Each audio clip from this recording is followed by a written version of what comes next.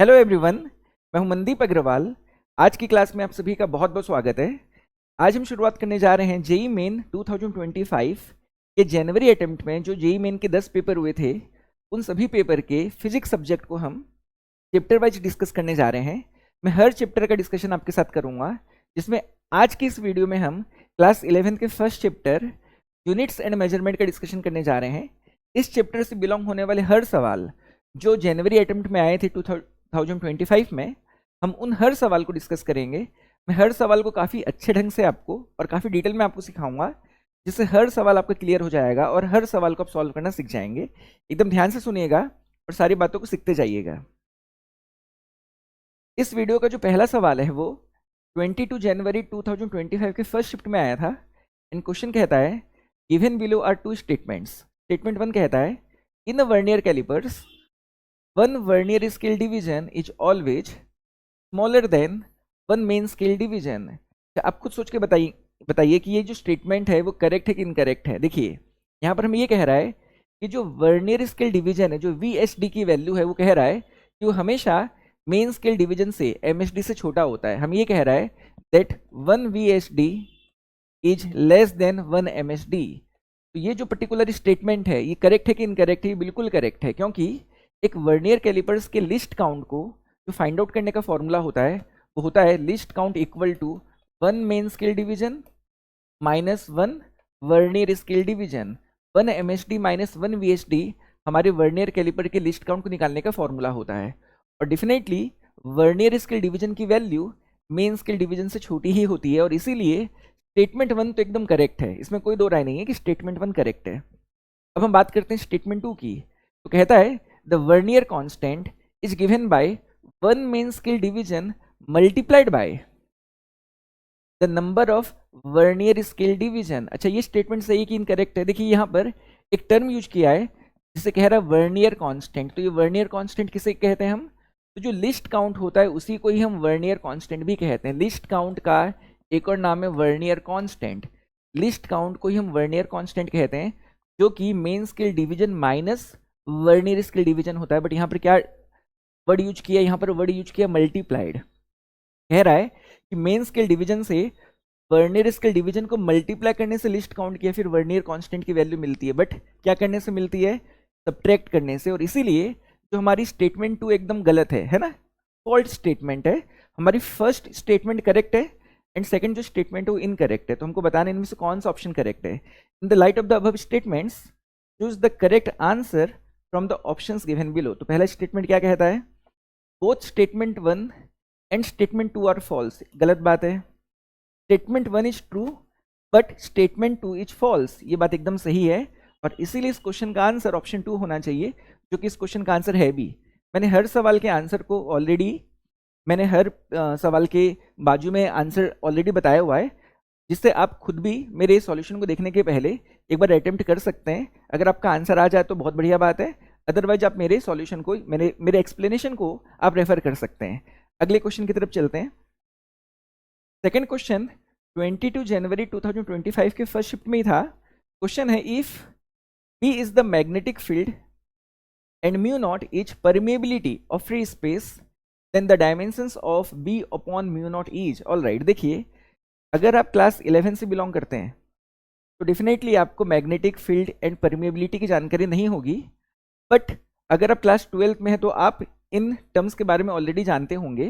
देखिए जो क्लास 11 का फर्स्ट चैप्टर है वो हर चैप्टर को लिंक करता है। मतलब क्लास 11th एंड 12th में हम जितने भी चैप्टर्स फिजिक्स के सीखते हैं, उन सभी चैप्टर का इंट्रोडक्शन, कुछ ना कुछ फिजिकल क्वांटिटी की जानकारी हम फर्स्ट चैप्टर में क्लास 11 के देखते हैं।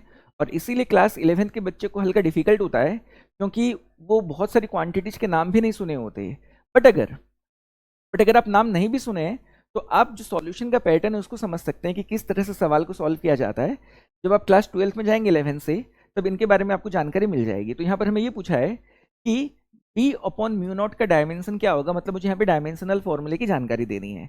तो इस केस में हम करते क्या है कि जो भी क्वांटिटी हमें गिवन होती है उस क्वांटिटी को हम फंडामेंटल क्वांटिटी के टर्म्स में कन्वर्ट करते हैं। हम जानते हैं कि टोटल 7 फंडामेंटल फिजिकल क्वांटिटीज हैं, जिसमें है length, mass, time, electric current, temperature, amount of substance and luminous intensity.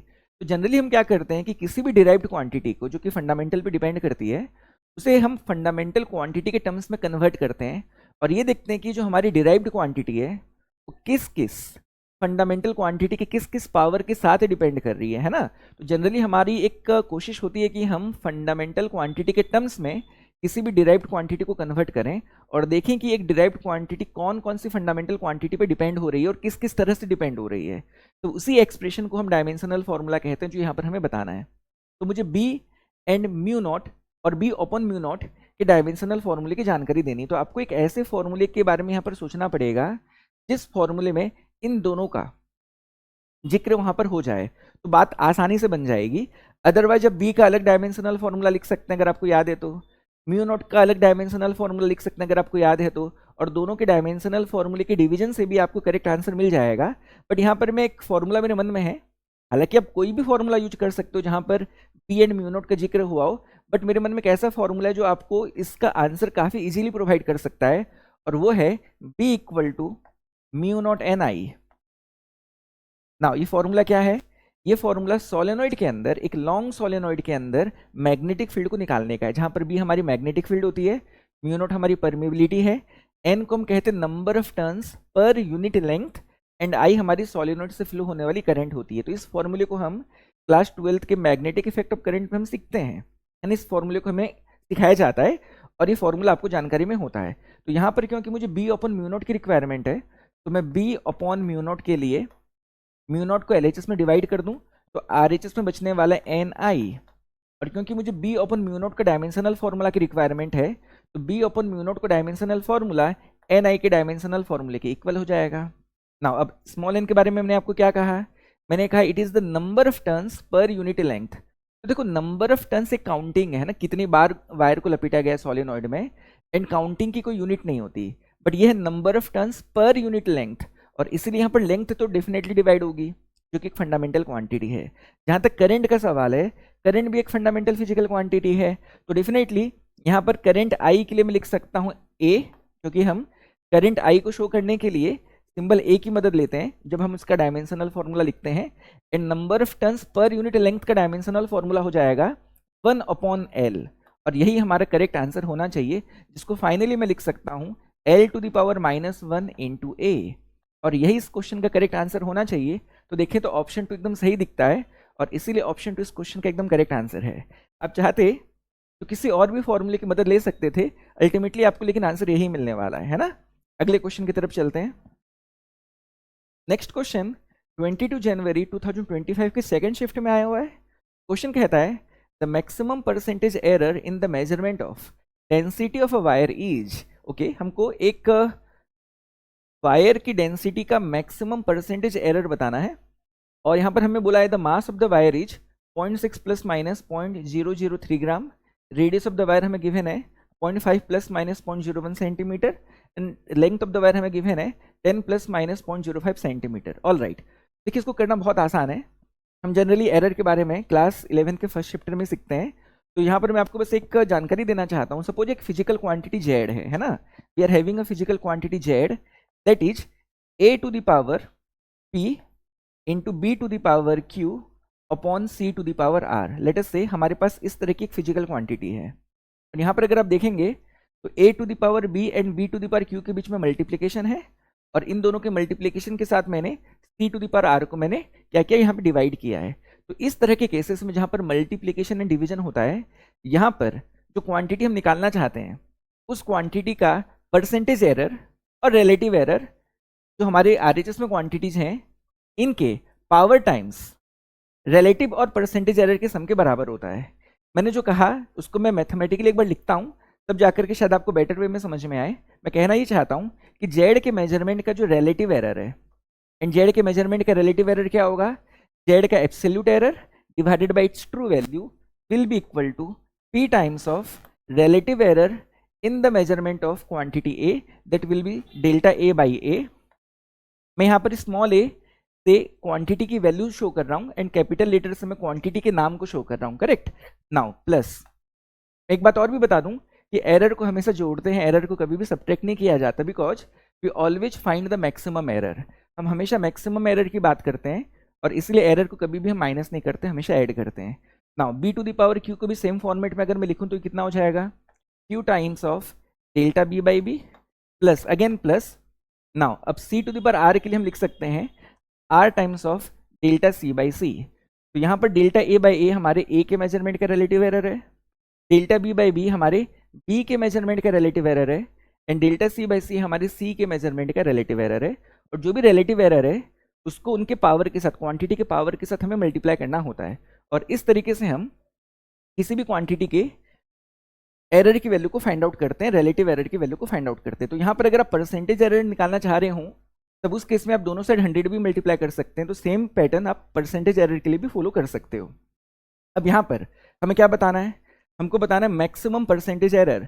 तो परसेंटेज एरर के लिए मैं क्या कर सकता हूँ, दोनों साइड 100 मल्टीप्लाई कर सकता हूँ, मैं कर देता हूँ आपके लिए। तो ये हो जाएगा delta Z by Z into 100 equal to P times of delta A by A into 100 plus Q times of delta B by B into 100 plus R times of delta C by C into 100। तो ये final हमारा expression बन गया। एक बात आपसे यहाँ पे और पूछना चाहता हूँ, यहाँ पर डेल्टा ए क्या है, तो डेल्टा ए हमारे ए की क्वांटिटी ए के मेजरमेंट का एब्सोल्यूट एरर है, एंड ए उसकी ट्रू वैल्यू है। सिमिलरली डेल्टा बी क्या है, यहाँ पर डेल्टा बी हमारी क्वांटिटी बी के मेजरमेंट का एब्सोल्यूट एरर है, और स्मॉल बी उसकी ट्रू वैल्यू है। सिमिलरली डेल्टा सी हमारी सी के मेजरमेंट का, क्वांटिटी सी के मेजरमेंट का एब्सोल्यूट एरर है, एंड सी उसकी ट्रू वैल्यू है ना। तो यहाँ पर अगर मैं देखूँ तो मुझको वायर की मास गिवन है ये, तो इसमें ये वाली जो क्वांटिटी है, ये जो वैल्यू है, ये हमारे मास के मेजरमेंट का एब्सोल्यूट एरर है, और ये वाली जो वैल्यू है ये हमारे मास की ट्रू वैल्यू है। Perfect. Similarly radius of the wire हमें इतना गिवन है, तो ये वाली जो वैल्यू आप देख रहे हो ये रेडियस के मेजरमेंट के एब्सोल्यूट एरर है, इसको मैं डेल्टा आर मान सकता हूँ। एंड ये जो आप वैल्यू देख रहे हो 0.5, ये हमारी रेडियस की ट्रू वैल्यू है। एंड सिमिलरली लेंथ के लिए ये वैल्यू हो जाएगी हमारी ट्रू वैल्यू, और ये वैल्यू हो जाएगी हमारी लेंथ के मेजरमेंट का एब्सोल्यूट एरर, जो कि हमारा डेल्टा एल है। फाइनली हमको डेंसिटी की जो भी मेजरमेंट के दौरान जो भी हमारा परसेंटेज एरर होगा उसको फाइंड करके बताना है। ऑल राइट, तो देखिए डेंसिटी का फॉर्मूला क्या होता है आपको अच्छे से मालूम होगा, डेंसिटी होता है मास बाय वॉल्यूम। नाउ इसे मैं लिख सकता हूँ mass upon cross sectional area into length, this is also equals to mass upon area को मैं लिख सकता हूँ पाई आर स्क्वायर, बिकॉज जो वायर का जो क्रॉस सेक्शनल एरिया होता है वो सर्कुलर शेप में होता है, और इसलिए डेफिनेटली एरिया की जगह में पाई आर स्क्वायर लिखा जा सकता है, इंटू एल अपनी जगह पर है। नाउ अब अगर डेंसिटी के लिए मैं सेम फॉर्मेट में परसेंटेज एरर को लिखूं तो क्या लिख सकते हैं, तब इस केस में delta rho by rho into 100 की जो वैल्यू आएगी वो मैं डायरेक्टली लिख रहा हूं, क्योंकि मेरे पास जगह की कमी है, तो मैं इस एक्सप्रेशन को इसी फॉर्मेट में कन्वर्ट कर रहा हूं, एकदम आराम से आप समझ जाएंगे। तो नाउ m का पावर यहाँ पर कितना है, दैट इज 1, तो 1 टाइम्स ऑफ, अब मुझको चाहिए delta m by M into 100 की वैल्यू, तो डेल्टा m की वैल्यू कितनी है, it is 0.003 divided by mass की ट्रू वैल्यू हमें कितनी गिवन है, दैट इज 0.6 इंटू 100 मुझे करना पड़ेगा, क्योंकि मुझे परसेंटेज एरर की रिक्वायरमेंट है, प्लस जहाँ तक पाई का सवाल है तो पाई तो एक कांस्टेंट है जिसमें कोई भी एरर नहीं है, तो पाई के मेजरमेंट में क्योंकि कोई भी एरर नहीं है तो इसका एरर है 0, और 0 को ऐड करने से हमें कोई क्वांटिटी में बदलाव देखने को नहीं मिलेगा। इसके लिए मैं पाई को लेकर के यहाँ पर कोई भी जानकारी नहीं लिख रहा हूँ, मीन्स पाई के मेजरमेंट का एरर 0 है। नाउ अब मैं आर स्क्वायर की बात करता हूँ, तो यहाँ पर आर का पावर 2 है, सो इसलिए हो जाएगा 2 times of percentage error in the measurement of R. अब आर के मेजरमेंट का जो मेरा एब्सोल्यूट एरर वो कितना हो गया, 0.01 divided by, and true value होगी हमारी 0.5 इंटू 100 मुझे करना था, प्लस अब अगर मैं देखूं तो लेंथ का पावर 1 है तो 1 टाइम रहेगा। नाउ अब लेंथ के मेजरमेंट में मेरा जो एब्सोल्यूट एरर है वो है 0.05 डिवाइडेड बाय, यहाँ पर मुझे ट्रू वैल्यू लिखनी है 10 और मल्टीप्लाई करना है 100 को, जो कि मेरा परसेंटेज एरर के लिए रिक्वायर्ड है। बस इसे सॉल्व करते मुझे आंसर मिल जाएगा, तो इसे सॉल्व करते हैं, देखते हैं क्या आंसर आता है। तो देखिए 0.003 into 100 will become 0.3, 0.3 by 0.6 will become 3/6, 3/6 को मैं लिख सकता हूँ 1/2, that is nothing but 0.5, plus अब बात करते हैं 0.01 into 100 will become 1, 1 by 0.5 will become 2, 2 into 2 will become 4, plus 0.05 into 100 will become 5, 5 by 10 will become 1 by 2, that is 0.5. तो अगर मैं इन तीनों टर्म्स को ऐड करूं तो फाइनली मुझे 5% मिलने वाला है, और इसीलिए मेरा इस क्वेश्चन का आंसर 5% होगा, और इसीलिए ऑप्शन 2 इस क्वेश्चन का एकदम परफेक्ट आंसर है। मैं समझता हूँ सवाल आपको एकदम अच्छे ढंग से समझ में आ गया होगा। अगले क्वेश्चन की तरफ चलते हैं। अगला क्वेश्चन 22 जनवरी 2025 के सेकंड शिफ्ट में ही आया हुआ है। क्वेश्चन है, which one of the following is the correct dimensional formula for the capacitance in F? M, L, T and C stand for the unit of mass, length, time and charge. All right, देखिए वैसे तो charge हमारा एक derived physical quantity है और current को हम fundamental physical quantity लेते हैं, बट इस केस में हमें ये कह रहा है कि हमें मास को, लेंथ को, टाइम को एंड चार्ज को फंडामेंटल क्वांटिटी समझते हुए इनके टर्म्स में मुझे कैपेसिटेंस एफ का डायमेंशनल फॉर्मूला बताना है, जो कि काफ़ी इजीली बताया जा सकता है। तो देखिए, हम जानते हैं कि किसी भी कैपेसिटर के कैपेसिटेंस को निकालने का फॉर्मूला होता है C equals to Q by V। This is the formula for finding the capacitance of a capacitor. किसी भी कैपेसिटर के कैपेसिटेंस को फाइंड आउट करने का फॉर्मूला Q बाई V होता है, जहाँ पर Q चार्ज ऑन कैपेसिटर होता है एंड V कैपेसिटर के दोनों प्लेट्स या दोनों कंडक्टर के बीच में रहने वाला पोटेंशियल डिफरेंस होता है। तो यहाँ पर मुझे ऑलरेडी आंसर चार्ज के टर्म्स में देना है, तो Q तो यहाँ पर रहेगा ही रहेगा। अच्छा, मुझे बोला है कि कैपेसिटेंस के लिए आप सिंबल C की जगह में क्या यूज करने बोल रहा है, मुझे F यूज करने बोल रहा है। तो मैं इस डेटा के बेसिस पे C की जगह पे लिख देता हूँ F, जिसका डायमेंशनल फॉर्मूला मुझे निकालना है, which will be equal to dimensional formula of charge, जिसके लिए सिंबल C यूज करने बोल रहा है तो मैं C यूज कर लेता हूँ, एंड V मेरा पोटेंशियल डिफरेंस को फिलहाल मैं वैसा का वैसा छोड़ देता हूँ। तो अगर मुझको कैपेसिटेंस का डायमेंशनल फॉर्मूला चाहिए तो मुझको अब पोटेंशियल डिफरेंस V का डायमेंशनल फॉर्मूले की रिक्वायरमेंट आएगी। बिना V के डायमेंशनल फॉर्मूले के मैं इस सवाल को सॉल्व नहीं कर पाऊंगा, है ना। तो C तो मुझे चाहिए ही था और C के टर्म्स में मुझे जानकारी देनी है, तो C तो रहने दिया जाए, बट अब V को रिप्लेस करना चाहते हैं। तो मैं बताना चाहूँगा आपको कि जो पोटेंशियल डिफरेंस होता है, जो V होता है, ये होता है potential energy per unit charge, है ना। आपको बिल्कुल याद रखना चाहिए, electric potential is electric potential energy per unit charge, और इसीलिए V की जगह में मैं लिख सकता हूँ energy per unit charge, and charge के लिए वापस से मैं सिंबल C ही यूज कर रहा हूँ जो मुझे कहा गया लेने को। तो नाउ अब ये जो डिनोमिनेटर का C है, ये न्यूमरेटर में मल्टीप्लाई हो जाएगा, क्योंकि जब मैं इस डिवीजन का मल्टीप्लिकेशन करूंगा तो U बाई C का रेसिप्रोकल होगा और C ऊपर आकर के हो जाएगा C स्क्वायर अपॉन नीचे अभी मेरा एनर्जी बाकी है। नाउ अब C स्क्वायर तो ठीक है, अब एनर्जी का डायमेंशनल फॉर्मूला शायद जानते होंगे, बहुत इजीली हम इसको डिराइव कर सकते हैं।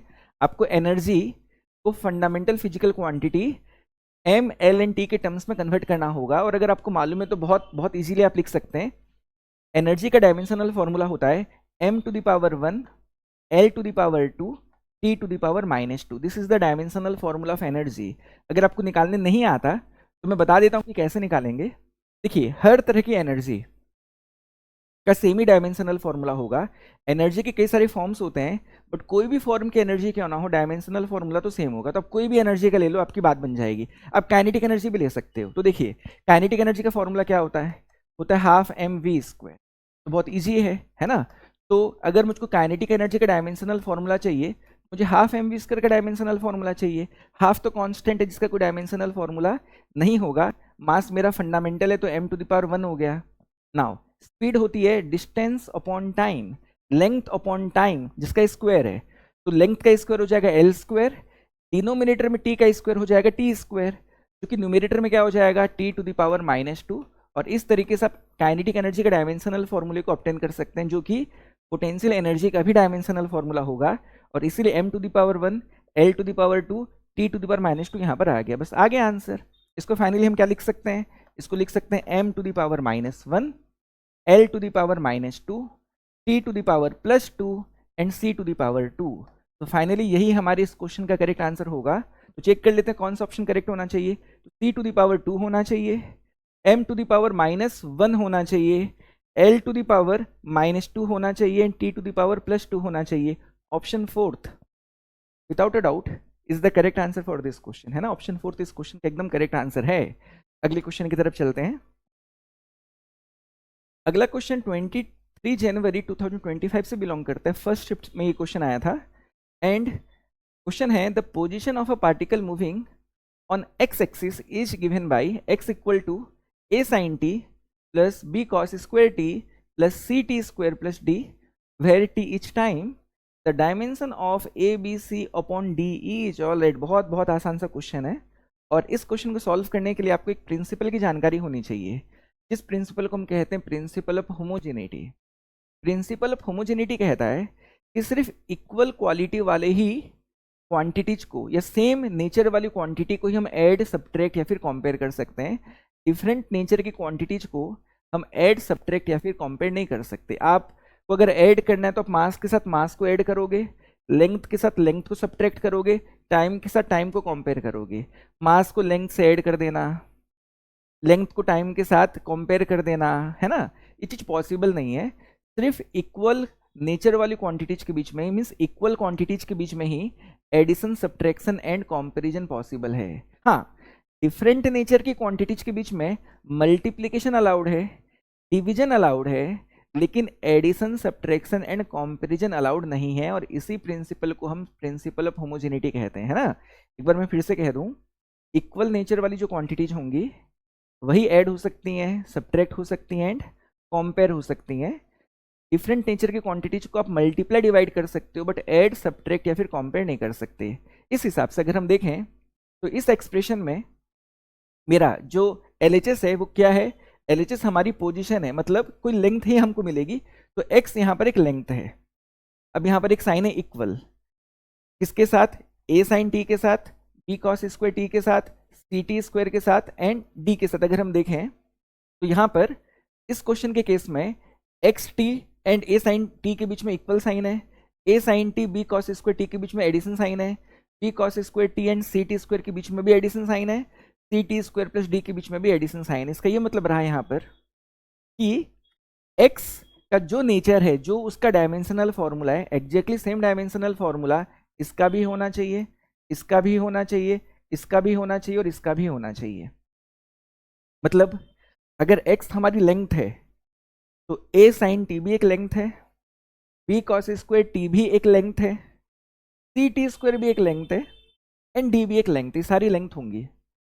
यहाँ पर अलग अलग डायमेंशन वाली क्वांटिटीज, अलग अलग नेचर वाली क्वांटिटीज में मल्टीप्लिकेशन डिवीजन पॉसिबल होता है, addition subtraction and comparison possible नहीं होता। और इसीलिए मैं कह सकता हूँ कि जो भी मैंने सर्कल बनाए हुए हैं ये सारे के सारे सेम नेचर वाले हैं, मतलब सारे के सारे लेंथ होंगी, ये बात आपको समझना चाहिए। और इसीलिए जो भी टर्म्स होते हैं वो plus sign, minus sign and equal sign से सेपरेट होते हैं। टर्म्स किसे कहते हैं हम, एक एक्सप्रेशन में टर्म हम उसे कहते हैं जो इक्वल साइन या प्लस साइन या फिर माइनस साइन से सेपरेट होते हैं और इन सबका नेचर सेम होता है। उस हिसाब से जहां तक बात करें हम ए की, तो ए साइन टी का जो भी डायमेंशनल फॉर्मूला होगा, ए साइन टी का जो भी डायमेंशनल फॉर्मूला होगा वही डायमेंशनल फॉर्मूला एक्स का भी होना चाहिए।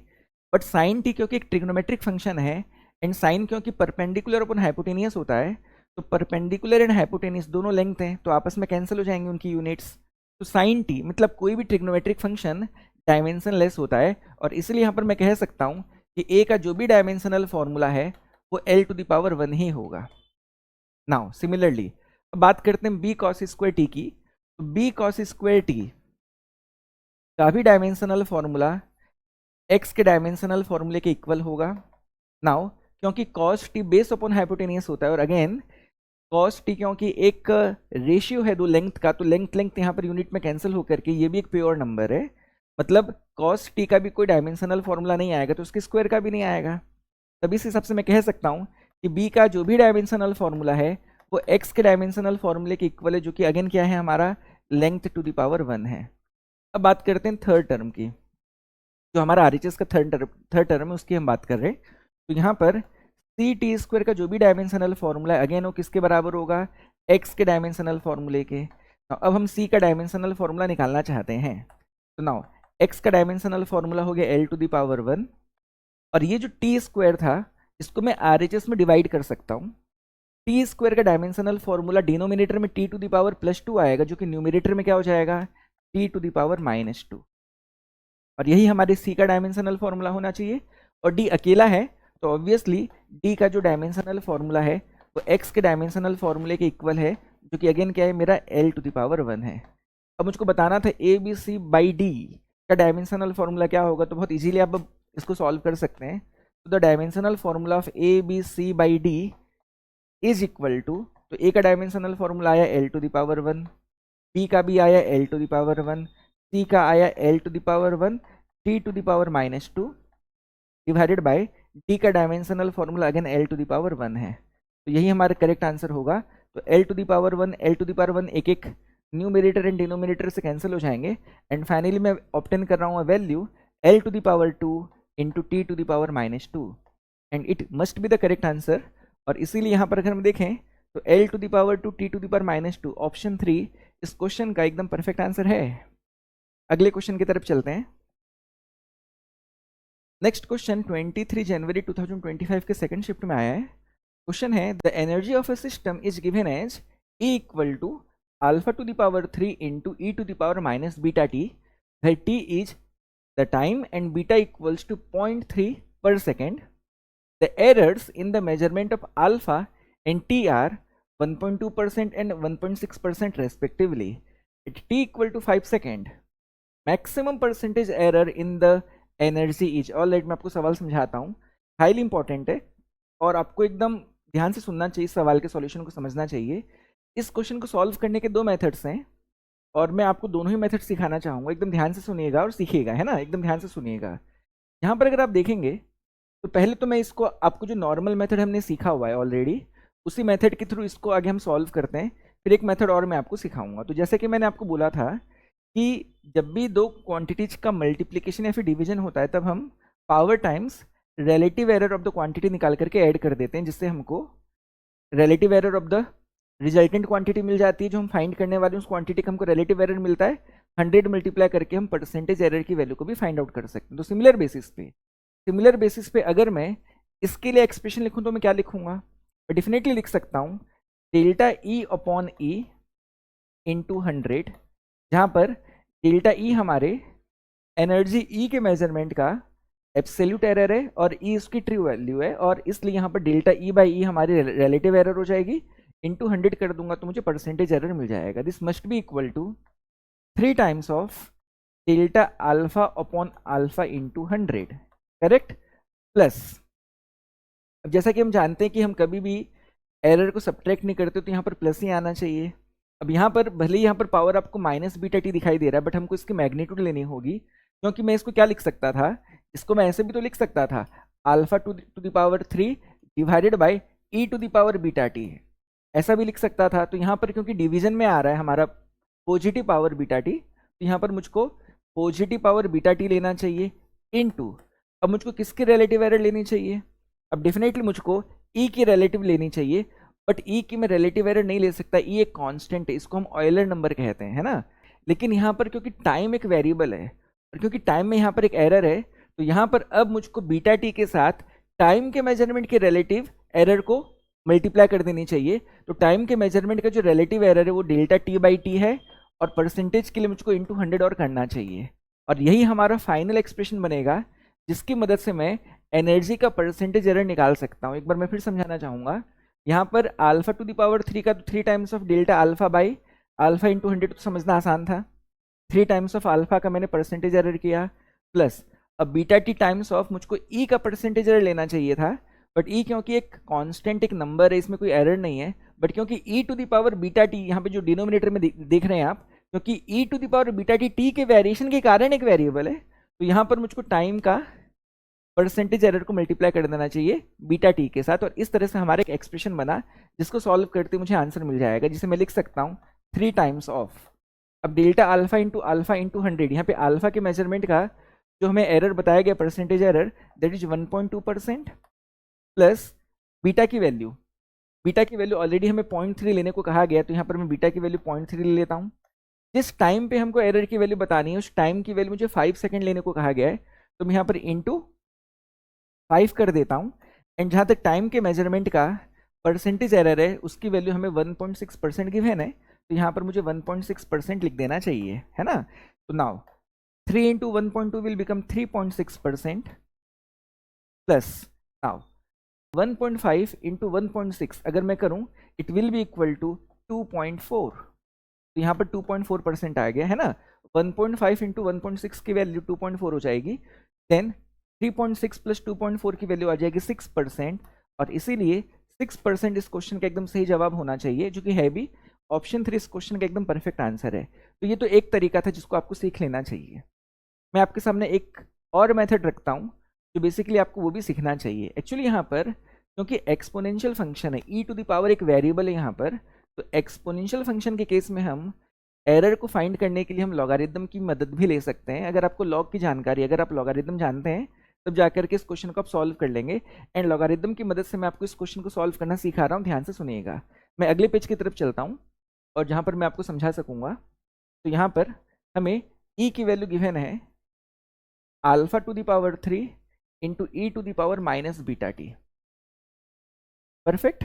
अब मुझको इसके एरर की वैल्यू, हमको एनर्जी के एरर की वैल्यू बतानी है।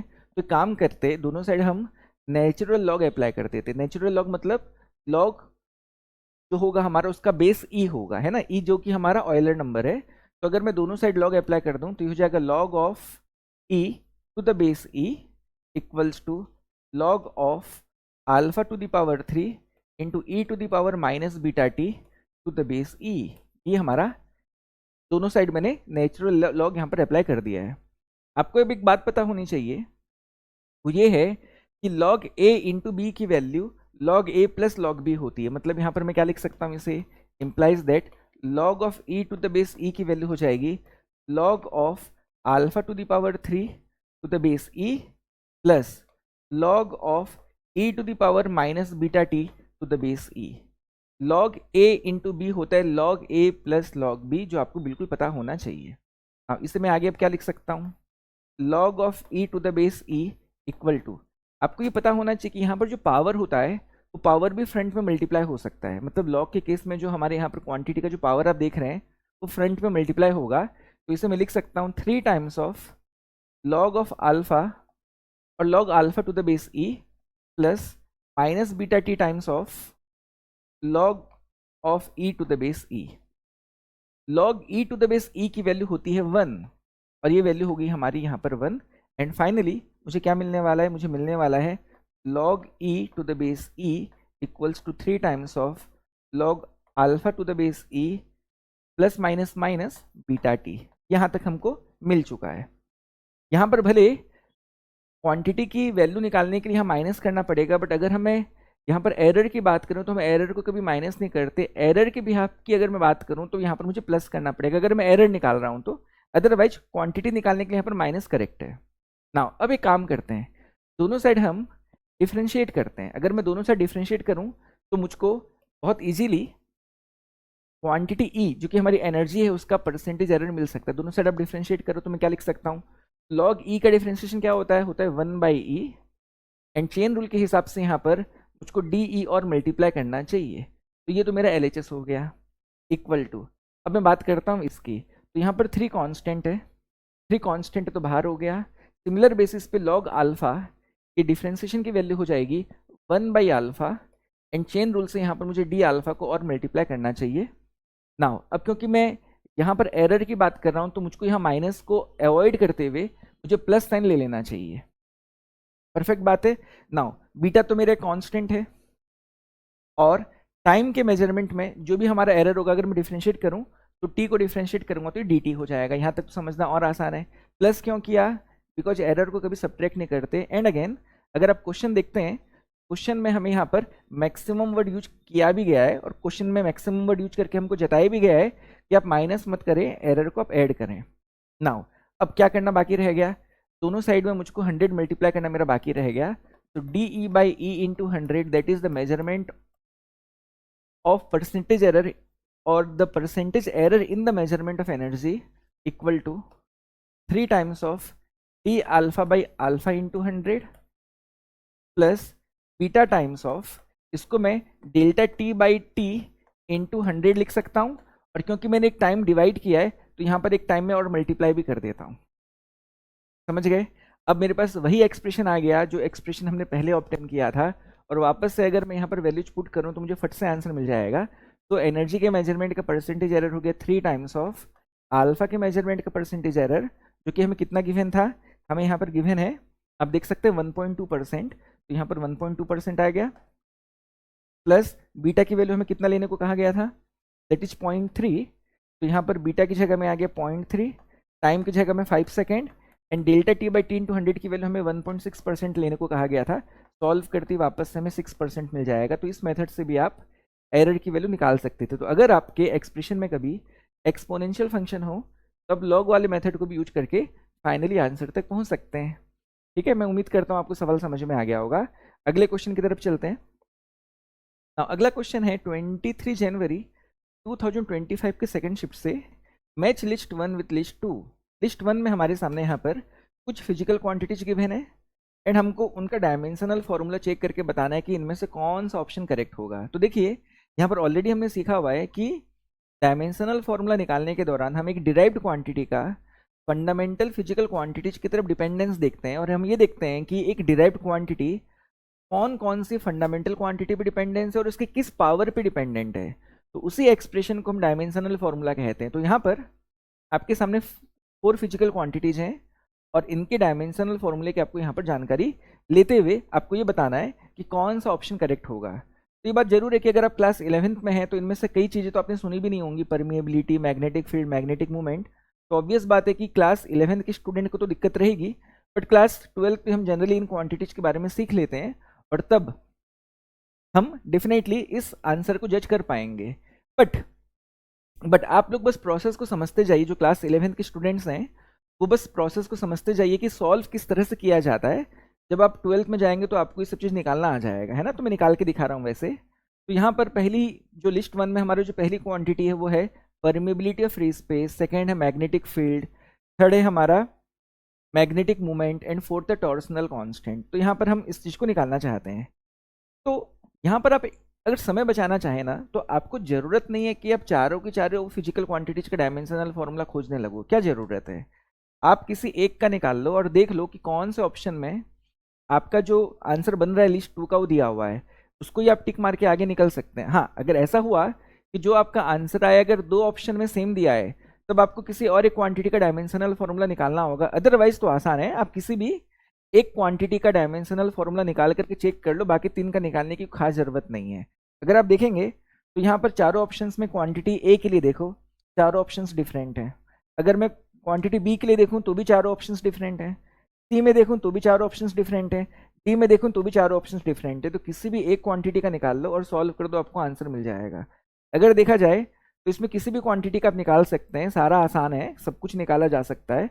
और मैं यहाँ पर एक काम करता हूँ, मैं मैग्नेटिक फील्ड का निकाल लेता हूँ जो सबसे आसान होगा यहाँ पर। हालांकि टॉर्सनल कांस्टेंट का भी निकालना आसान होगा, बट मैं मैग्नेटिक फील्ड का निकाल करके दिखाता हूँ, है ना। तो मैग्नेटिक फील्ड का हम निकाल करके दिखाते हैं कि किस तरह से निकाला जा सकता है। तो नाउ हमको अगेन एक फॉर्मूले के बारे में यहाँ पर विचार करना पड़ेगा, जिस फॉर्मूले में मैग्नेटिक फील्ड का जिक्र हुआ हो और हमको फिर फंडामेंटल में कन्वर्ट करना होगा। तो मैं बता दूं कि मैग्नेटिक फील्ड में अगर एक चार्ज मूव करे तब उस पर मैग्नेटिक फोर्स एक्ट करता है और उस मैग्नेटिक फोर्स को निकालने का फॉर्मूला होता है F equals to Q into V cross B. अगर एक Q चार्ज का पार्टिकल v वेलोसिटी के साथ b मैग्नेटिक फील्ड में एंटर कर जाए उस पर लगने वाला मैग्नेटिक फोर्स निकालने का ये फॉर्मूला है। एंड यहाँ पर v एंड b का क्रॉस प्रोडक्ट हुआ है जिसको मैं v b साइन थीटा लिख सकता हूँ। तो फाइनली अगर मैं देखूँ तो मुझको तो b की रिक्वायरमेंट है ना, तो यहाँ पर f की मैग्नीट्यूड क्या हो जाएगी, it will B q v b sine theta, जहाँ पर थीटा v एंड b के बीच का एंगल है। तो फाइनली क्योंकि मुझे मैग्नेटिक फील्ड b की रिक्वायरमेंट है, it will be equal to f upon q v sine theta.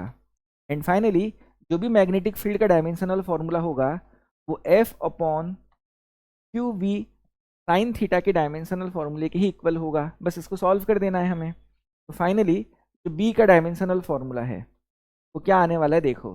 तो फोर्स का डायमेंशनल फॉर्मूला आपको बिल्कुल याद होगा, it is m to the power 1 l to the power 1 t to the power -2। आपको क्या करना है, f को लिख देना मास इनटू एक्सीलरेशन, एक्सीलरेशन को लिख देना change in velocity upon change in time, and फिर आपको वेलोसिटी को लिख देना है change in position upon change in time.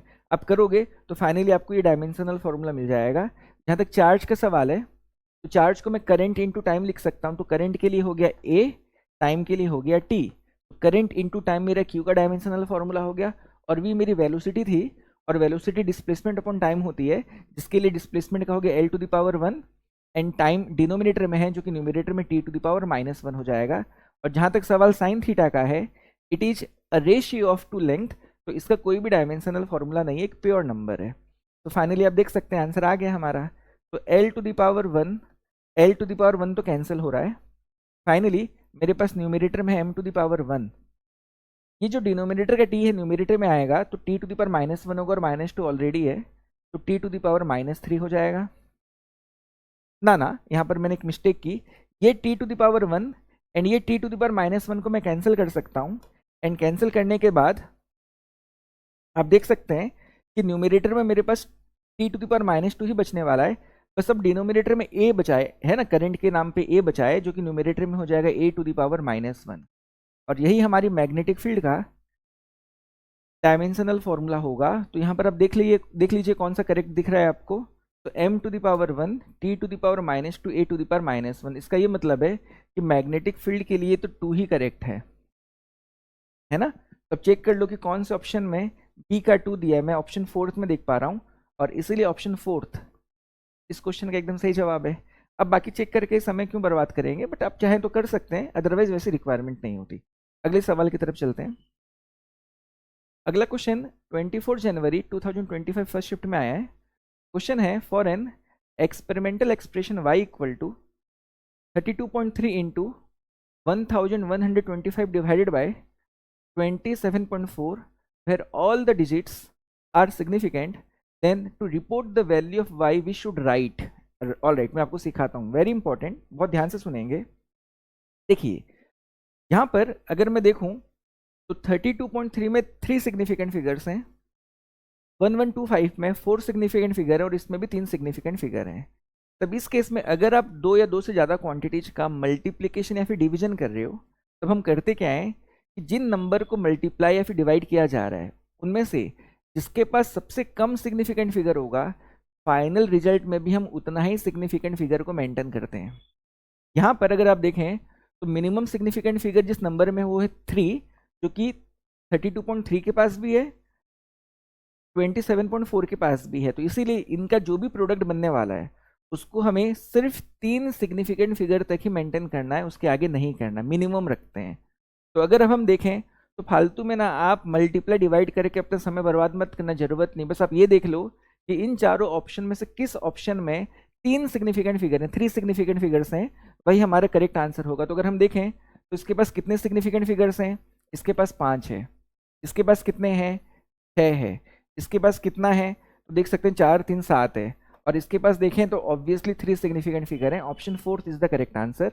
फालतू का मल्टीप्लाई डिवाइड करके समय बर्बाद करने की जरूरत नहीं है ना। आपको तो समझ में आ गया होगा, अगर किसी नंबर में डेसिमल ना हो तो लास्ट नॉन जीरो डिजिट के बाद के सारे जीरोज नॉन सिग्निफिकेंट होते हैं, तो ये जीरो नॉन सिग्निफिकेंट है। 133 खाली यही हमारा सिग्निफिकेंट फिगर डिसाइड करेंगे, तो इसीलिए यहाँ पर हमारा ऑप्शन 4th इस क्वेश्चन का एकदम सही जवाब होगा, है ना। अगले क्वेश्चन की तरफ चलते हैं। नेक्स्ट क्वेश्चन 24 जनवरी 2025 फर्स्ट शिफ्ट से है, एंड क्वेश्चन है the list count of A screw gauge is 0.01 millimetre if the pitch is increased by 75% and number of divisions on the circular scale is reduced by 50%, the new list count will be dash into 10 to the power -3 mm। और late मैं समझाता हूँ। देखिए एक screw gauge के least count को निकालने का फॉर्मूला होता है pitch upon number of circular scale division, है ना।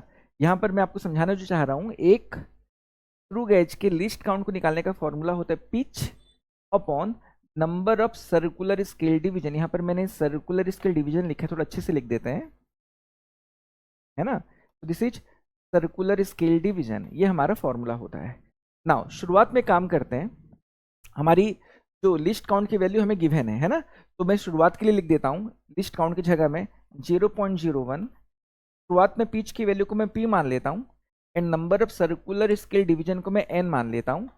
p बाई n हमारी लिस्ट काउंट की वैल्यू थी, शुरुआत की बात रही। कहता है बाद में कि क्या किया गया कि पिच को 75% इंक्रीज किया गया and number of circular scale division को 50% रिड्यूस कर दिया गया। ऑल राइट, सेकेंड केस में जो लिस्ट काउंट की वैल्यू होगी हम निकालना चाहते हैं। तो नाउ पिच की वैल्यू को क्योंकि 75% इंक्रीज किया गया है तो पी का 75% कितना हो जाएगा, इट विल बी 0.75 पी, और ये इंक्रीमेंटेड वैल्यू है तो पी से अगर मैं 0.75 पी इंक्रीज कर दूं तो मेरी फाइनल पिच की वैल्यू हो जाएगी 1.75 पी।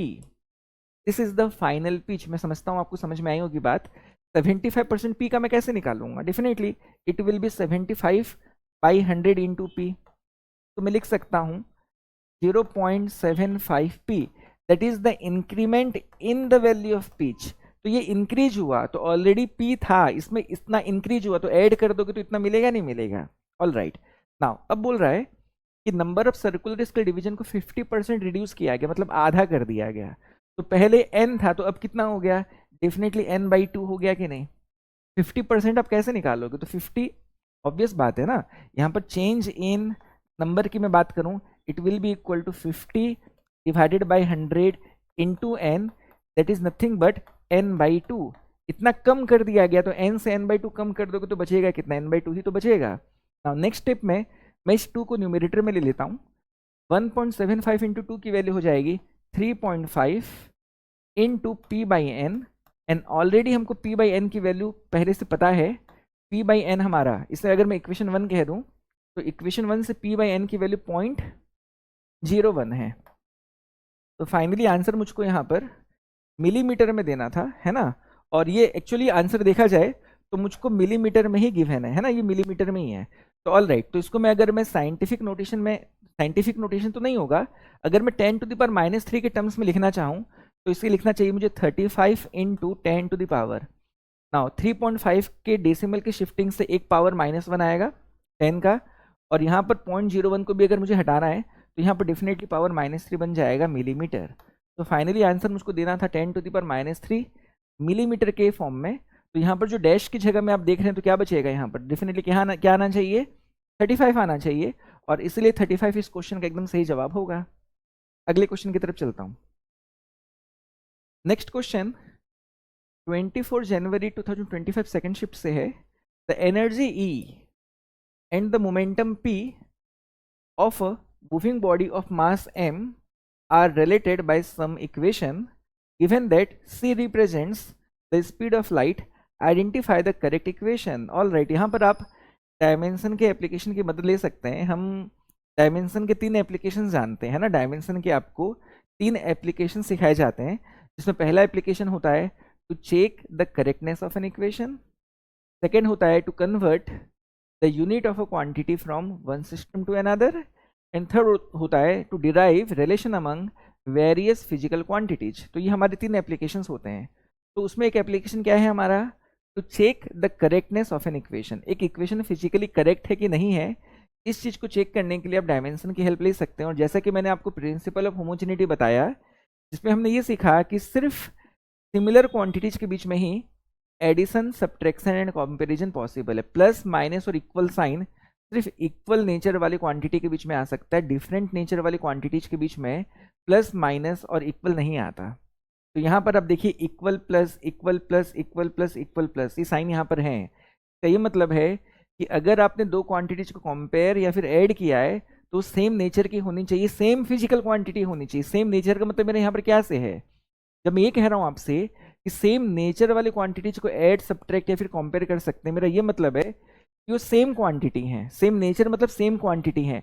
अगर ये एनर्जी है, जैसे एनर्जी ई बताया, तो अगर ये एनर्जी का स्क्वायर है तो इसको भी एनर्जी का स्क्वायर होना चाहिए, इसको भी एनर्जी का स्क्वायर होना चाहिए। सिमिलरली हम अदर इक्वेशंस के लिए भी हमको डिफाइन करना चाहिए। तो आपको यहाँ पर क्या चेक करना चाहिए कि आपको हर टर्म के लिए डायमेंशनल फॉर्मूला लिखना होगा, और अगर किसी इक्वेशन में सारे के सारे टर्म का डायमेंशनल फॉर्मूला सेम आ जाए तो आप वहाँ पर कंक्लूड कर देना कि वो इक्वेशन करेक्ट है। अगर किसी इक्वेशन में किसी भी एक का डायमेंशनल फॉर्मूला किसी अदर से अलग आ जाए तो मान लेना वो इनकरेक्ट है। अगर अलग अलग डायमेंशनल फॉर्मूला आपके अलग अलग टर्म्स के आ रहे हैं, मतलब आपने अलग अलग नेचर वाली क्वांटिटीज को, अलग अलग क्वांटिटी को आपने ऐड, सब्ट्रैक्ट या फिर कंपेयर किया हुआ है, जो कि फिजिकली पॉसिबल नहीं होना चाहिए, जो कि इनकरेक्ट कॉन्सेप्ट है ना। और इसीलिए यहाँ पर आपको हर टर्म का डायमेंशनल फॉर्मूला लिख करके चेक करना है कि किसमें सारे के सारे डायमेंशनल फॉर्मूले सेम आ रहे हैं, जिसमें आ जाएगा वही हमारा करेक्ट आंसर बनेगा। एक तो ये तरीका था। अदरवाइज अदरवाइज जब आप क्लास 12th में रहते हैं तब आपको energy, mass, speed of light and again momentum, speed of light के बीच में भी रिलेशनशिप बताया जाता है। आप वहां से भी जज कर पाएंगे कि कौन सा ऑप्शन करेक्ट होना चाहिए। ऑल राइट, तो देखिए यहाँ पर मैं आपको समझाना जो चाह रहा हूँ, शायद आपको मेरी बात समझ में आ गई होगी, बट अगेन यहाँ पर मैं आपके लिए किसी भी एक इक्वेशन का डायमेंशनल फॉर्मूला हर टर्म के लिए निकाल करके दिखा रहा हूँ, और आप लोग देखिए कि कैसे सही आ रहा है गलत आ रहा है। जैसे मैं ऑप्शन 1 ही लिया हूँ, तो एनर्जी का डायमेंशनल फॉर्मूला मैंने आपको ऑलरेडी बताया, m⁻1 L⁻2 T⁻⁻2, और मुझको इसका स्क्वायर कर देना है ना, तो मुझे स्क्वायर कर देना है। नाउ ये मेरा किसका डायमेंशनल फॉर्मूला है? ये हमारे ई स्क्वायर का डायमेंशनल फॉर्मूला है। नाउ इसको मैं आगे क्या लिख सकता हूँ? m⁻2 L⁻4 T⁻⁻4, ये हमारा डायमेंशनल फॉर्मूला ई स्क्वायर का आया। अब बात करते हैं पी सी स्क्वायर के डायमेंशनल फॉर्मूले की। तो पी यहाँ पर हमें क्या बताया गया है? पी बताया गया है हमें मोमेंटम होता मास इनटू वेलोसिटी, तो मास के नाम का m⁻1, वेलोसिटी के नाम का L⁻1 T⁻⁻1, और सी यहाँ पर हमारी स्पीड ऑफ लाइट है। स्पीड ऑफ लाइट किसी की, मतलब स्पीड किसी की भी है तो स्पीड, जो कि अगेन क्या होगा मेरा लेंथ अपॉन टाइम, है ना। तो सी स्क्वायर के लिए क्या लिखना चाहिए मुझको? L square upon T square, upon T square को मैं T⁻⁻2 लिख सकता हूँ। एंड फाइनली इसको मैं और क्या लिख सकता हूँ? मैं लिख सकता हूँ m⁻1 L⁻1 into L⁻2 becomes L⁻3, T⁻⁻1 into T⁻⁻2 becomes T⁻⁻3। तो चेक करिए, तो इक्वेशन 1 के पहले दो टर्म्स का डायमेंशनल फॉर्मूला सेम है कि डिफरेंट है? ऑब्वियसली डिफरेंट है, तो ये इनकरेक्ट है, ये हो ही नहीं सकता। और सिमिलर वे में आपको चारों ऑप्शंस के लिए चेक करना होगा कि किस केस में हर टर्म का डायमेंशनल फॉर्मूला सेम है, जिसमें आ गया वही करेक्ट आंसर होगा। एंड आप इसमें देखेंगे तो ऑप्शन 4 करेक्ट आ जाएगा। आप इस केस में हर टर्म का डायमेंशनल फॉर्मूला सेम पाएंगे। ये तो एक तरीका रहा, लेकिन जनरली क्लास 12th में जैसे कि मैंने बताया आपको इस चीज़ सिखा दी जाती है। एक फॉर्मूला आपने अल्बर्ट आइंस्टाइन ने थ्योरी ऑफ रिलेटिविटी में एक बहुत फेमस इक्वेशन दी है, जो कि आपको शायद पता हो कि एनर्जी की वैल्यू mc² होती है। आपने डेफिनेटली ये कहीं ना कहीं पढ़ा या सुना तो होगा। तो अगर मैं बात करूं ई स्क्वायर की, तो mc² के स्क्वायर की वैल्यू के साथ इक्वल होना चाहिए। तो m का स्क्वायर क्या आ जाएगा? m², एंड c के स्क्वायर, c² के स्क्वायर की वैल्यू c⁴ हो जाएगी। तो डेफिनेटली ये दोनों का तो डायमेंशनल फॉर्मूला सेम आना चाहिए। अब बात करते हैं इसकी। तो जनरली हमने क्वांटम फिजिक्स अगर आपने पढ़ा हो, तो क्वांटम फिजिक्स में आपको बताया जाता है कि एनर्जी की वैल्यू hc/λ होती है। इसकी एनर्जी, फोटोन की एनर्जी, जो इलेक्ट्रोमैग्नेटिक वेव्स होती हैं उनके फोटोन का जो पार्टिकल नेचर होता है उनकी एनर्जी hc/λ होती है। एंड उन्हीं फोटोन के मोमेंटम की वैल्यू को निकालने का फॉर्मूला होता है h/λ। तो अगर मैं h/λ की जगह में p पुट कर दूं तो एनर्जी का एक्सप्रेशन क्या बन जाएगा बताओ? इसका एक्सप्रेशन बन जाएगा p इंटू सी। तो definitely energy momentum into speed of light के इक्वल भी होता है, और इसीलिए यहाँ पर एनर्जी का स्क्वायर पी सी के स्क्वायर के साथ इक्वल होगा। तो पी का स्क्वायर पी स्क्वायर हो गया, सी का स्क्वायर सी स्क्वायर हो गया, तो ऑब्वियसली ये भी एनर्जी का स्क्वायर है। और इसमें कोई दो राय नहीं है कि ऑप्शन 4 इस क्वेश्चन का एकदम सही जवाब है ना। तो अगर आपको ये फॉर्मूले की जानकारी है तो आप फॉर्मूले के बेसिस पे भी जज कर सकते थे, अदरवाइज आप चाहें तो डायमेंशनली भी जज कर सकते हैं, आपको आंसर मिल जाएगा। बट डायमेंशनली अगर आप हर इक्वेशन को चेक करने जाएंगे तो समय थोड़ा ज़्यादा लगेगा जरूर, बट वही एक तरीका है आपके साथ, आपके पास, है ना। आगे बढ़ते हैं। अगला क्वेश्चन 28 जनवरी 2025 फर्स्ट शिफ्ट से है। A tiny metallic rectangular sheet has length and breadth of 5 mm and 2.5 mm respectively, using a specially designed screw gauge which has pitch of 0.75 mm and 15 divisions in the circular scale. You are asked to find the area of the sheet. In this measurement, the maximum fractional error will be x upon 100 where x is. All right, मैं आपको समझाता हूँ। देखिए क्या है question, क्या कहना चाहता है, मैं आपको समझाता हूँ। एक स्क्रू गेज की मदद से हमने एक रेक्टेंगुलर शीट की एरिया निकालने की कोशिश की, है ना। और उस दौरान हमें ये बोल रहा है कि जो हमारा मेटेलिक शीट है उसकी लेंथ की वैल्यू 5 mm है, ब्रेड्थ की वैल्यू 2.5 मिलीमीटर है, लेकिन जो हमारा स्क्रू गेज है जिससे हम बेसिकली मेजरमेंट कर रहे हैं उसके पिच की वैल्यू और उसका number of circular scale division हमें गिवन है। मैं इसको समझाऊंगा। एक बार मैं सबसे पहले स्क्रू गेज के लिस्ट काउंट की वैल्यू निकाल लेता हूं। मैं क्यों निकाल रहा हूं आपको समझ में आएगा, थोड़ा सा पेशेंस रखिएगा। सबसे पहले मैं लिस्ट काउंट निकाल लेता हूं स्क्रू गेज की। तो क्या फॉर्मूला सीखा था हमने सीखा था pitch upon number of circular scale division. तो पिच की वैल्यू कितनी गिवन है हमें, तो पिच की वैल्यू हमें गिवन है 0.75 mm। पिच की वैल्यू है, इसको डिवाइड करना number of circular scale division से जिसकी वैल्यू हमें 15 गिवन है। नाउ 75/15 बिकम्स 5, तो ये हो जाएगा 0.05 mm और ये हमारी लिस्ट काउंट की वैल्यू आ गई। अब मैंने क्यों निकाला उसका मैं रीजन समझाता हूँ। एक्चुअली लिस्ट काउंट एरर हमारे एरर की एक कैटेगरी है ना। एक मेजरिंग इंस्ट्रूमेंट की मदद से जो सबसे छोटा मेजरमेंट किया जा सकता है, एक मेजरिंग इंस्ट्रूमेंट की मदद से जो स्मॉलेस्ट मेजरमेंट पॉसिबल उसे हम उस मेजरिंग इंस्ट्रूमेंट का लिस्ट काउंट कहते हैं। और किसी भी मेजरिंग इंस्ट्रूमेंट से होने वाला जो मैक्सिमम लिस्ट काउंट एरर है वो मेजरिंग इंस्ट्रूमेंट के लिस्ट काउंट के इक्वल ही होता है। मतलब ये है कि जिस रेक्टेंगुलर शीट की हमने लेंथ एंड ब्रेड्थ का मेजरमेंट किया उसके मेजरमेंट में जो मैक्सिमम एरर हो सकती है वो इतनी ही हो सकती है। This is the maximum absolute error that will be happening while we are measuring the value of length and breadth of our rectangular sheet, है ना। मतलब मैं ये कहना चाह रहा हूं कि इस 5 mm के मेजरमेंट में और इस 2.5 mm के मेजरमेंट में जो मैक्सिमम एब्सोल्यूट एरर हो सकती है that is equal to 0.05 mm। ये हमारी मैक्सिमम एरर है जिसे हम लिस्ट काउंट एरर कहते हैं, जो आपको बिल्कुल पता होना चाहिए। और ये रैंडम एरर की कैटेगरी में आता है। हमारे दो तरह के एरर होते हैं, एक होता है सिस्टमेटिक एरर और एक होता है random error. And list count error हमारी रैंडम एरर की कैटेगरी में आता है, जो आपको याद होना चाहिए। और इसीलिए क्योंकि एरिया निकालने का फॉर्मूला लेंथ इंटू ब्रेड्थ होता है, तो यहाँ पर डेफिनेटली एरिया के मेजरमेंट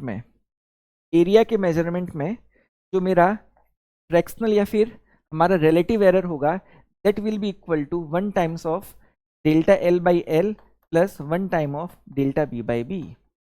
ऑलरेडी मैंने आपको बताया है कि मल्टीप्लिकेशन के दौरान हम पावर टाइम्स हर क्वांटिटी के रिलेटिव एरर को ऐड करते हैं to find the relative error of the quantity जिसका हम यहाँ पर वैल्यू निकालने जा रहे हैं, है ना। तो ये हमारा फॉर्मूला हुआ। तो यहाँ पर हमको क्या बताना था, in this measurement the maximum fractional error will be, all right. तो हमको डेल्टा ए बाई ए की वैल्यू बोला है, एक्स बाई 100 अगर हुआ तो एक्स की वैल्यू क्या होनी चाहिए, तो डेल्टा एल मेरी लेंथ के मेजरमेंट में जो मैक्सिमम एरर वो कितना है, वो है 0.05 mm डिवाइडेड बाय लेंथ की वैल्यू 5 mm। mm कैंसिल हो जाएंगे, प्लस ब्रेड्थ के मेजरमेंट में भी मैक्सिमम एरर कितनी हो सकती है, that equals to 0.05 and breadth की मेजरमेंट की वैल्यू कितनी है, दैट इज 2.5 mm। यहाँ भी mm आपस में कैंसिल हो जाएंगे। एंड फाइनली मुझे x की वैल्यू निकालनी है। x की वैल्यू निकालने के लिए मैं क्या करता हूँ, जो 100 डिवाइड हुआ है x के साथ उसको मैं RHS की तरफ मल्टीप्लाई कर देता हूँ। तो RHS में मल्टीप्लाई करूंगा तो फर्स्ट टर्म से मल्टीप्लाई होने के दौरान 0.05 इंटू 100 की वैल्यू हो जाएगी 5 बाई 5 की वैल्यू हो जाएगी 1 प्लस अगेन 100 को जब मैं मल्टीप्लाई करूंगा सेकेंड टर्म के साथ तो 0.05 इंटू 100 की वैल्यू अगेन कितनी हो जाएगी 5 अपॉन 2.5 को मैं लिख सकता हूँ 2, 1 प्लस 2 की वैल्यू 3 होती है और इसीलिए इस क्वेश्चन का आंसर 3 होगा।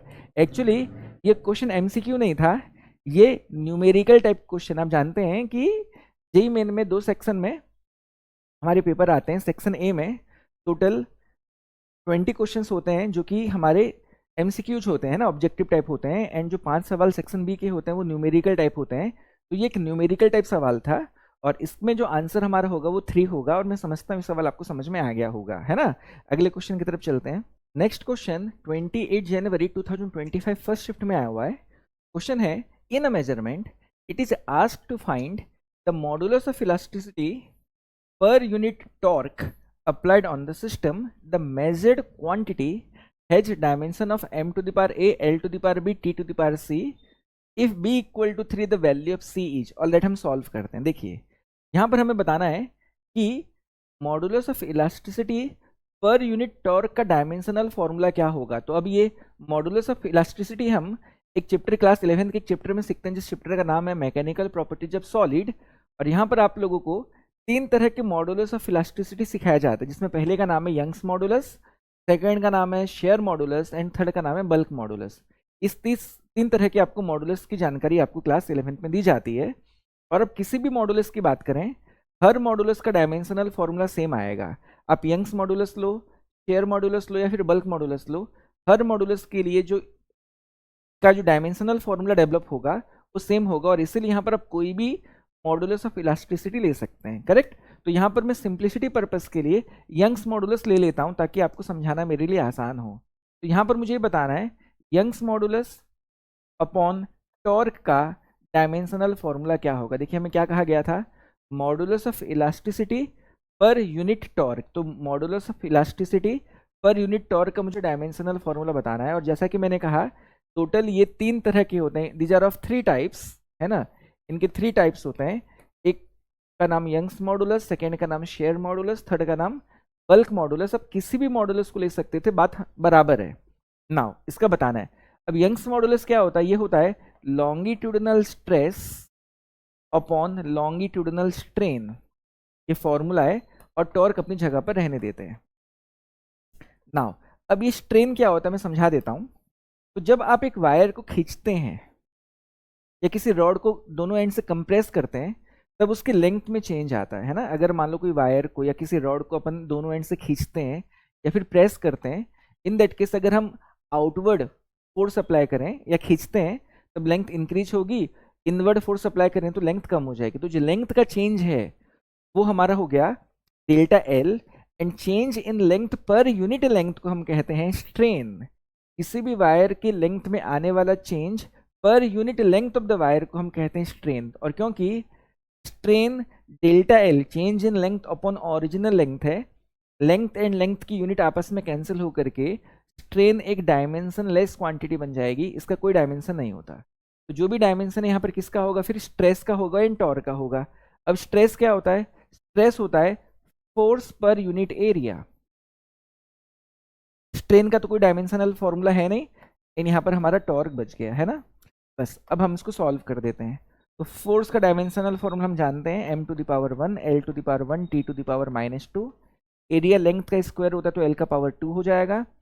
जहाँ तक टॉर्क का सवाल है, टॉर्क फोर्स इनटू लेंथ के प्रोडक्ट के इक्वल होता है ना। जब हम टॉर्क हम रोटेशन में सीखते हैं, एंड रोटेशन में आपको सिखाया जाता है कि जो टॉर्क होता है वो r क्रॉस f होता है ना। टॉर्क की वैल्यू r क्रॉस f होती है। और जब हम फोर्स के साथ एक लेंथ को मल्टीप्लाई करते हैं, अभी मैं r के बारे में ज़्यादा जानकारी नहीं दे रहा क्योंकि हमें फिलहाल डायमेंशन को लेकर के ही चर्चा करनी है। बस आप इतना याद रख सकते हैं, फोर्स एंड लेंथ के प्रोडक्ट से हमको टॉर्क का डायमेंशनल फॉर्मूला मिल जाएगा। तो नाउ अब r के बिहाफ पे तो मेरा एक length l to the power 1 आ जाएगा। और जहाँ तक फोर्स का सवाल है, ये अगेन हो गया m to the power 1 l to the power 1 t to the power -2। तो न्यूमरेटर में भी एक फोर्स है, डिनोमिनेटर में भी एक फोर्स है, तो इनके डायमेंशनल फॉर्मूले आपस में कैंसिल हो जाएंगे। अब यहाँ पर मेरे पास डिनोमिनेटर में l स्क्वायर इंटू एल है, जिसको मैं लिख सकता हूँ न्यूमरेटर में l टू द पावर -3। और इसको मैं चाहूँ तो m to the power 0 l to the power -3 and t to the power 0 भी लिख सकता हूँ, है ना। ऐसा बिल्कुल लिखा जा सकता है। अब यहाँ पर ये कह रहा है कि जब हमने modulus of elasticity per unit torque का डायमेंशनल फॉर्मूला निकाला तो हमें ये फॉर्मेट में मिला। ऑब्वियसली हमें मिला ही है, बट बोलता है कि यहाँ पर b की वैल्यू कितनी है, 3 है। बट यहाँ पर l का पावर b है और यहाँ पर हमारे l का पावर कितना आ रहा है, यहाँ पर हमारा l का पावर -3 आ रहा है। और बोलता है यहाँ पर b की वैल्यू 3 है। तो एक बात तो ये इनकरेक्ट कह दी है ना, क्योंकि यहाँ पर b की वैल्यू कितनी आनी चाहिए थी, -3 आनी चाहिए थी। एंड उस हिसाब से हमको c की वैल्यू पूछी गई थी। तो यहाँ पर t का पावर c है और यहाँ पर t का पावर 0 आ रहा है। तो हमारे हिसाब से c की अगर मैं बात करूँ, c की वैल्यू 0 आनी चाहिए। शर्त ये है कि यहाँ पर जो b की वैल्यू है वो 3 ना हो, -3 हो। तो if b equals to -3 c equals to 0 होना चाहिए। बट यहाँ पर एनटीए वालों ने आंसर 4 बताया था, तो इसलिए क्वेश्चन रॉन्ग है। और इसको लेकर के जो भी बोनस या जो भी होना था वो एनटीए वालों ने डिसाइड किया है ना। आगे बढ़ते हैं।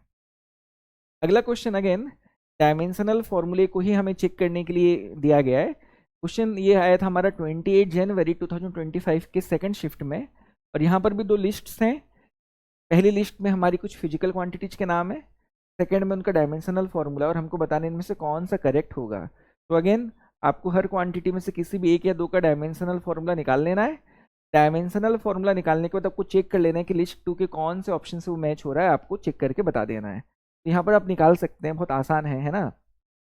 यहाँ पर किसी भी एक का आप निकाल सकते हैं और आपको आराम से मिल जाएगा। क्लास अगर आप 11th में है तो इसमें से कुछ क्वांटिटी आपने नहीं सुनी होगी, 12th में है तो आपने कुछ क्वांटिटी यहाँ पर डेफिनेटली सारी क्वांटिटीज आपने सुन ली होगी और आप कर सकते हैं।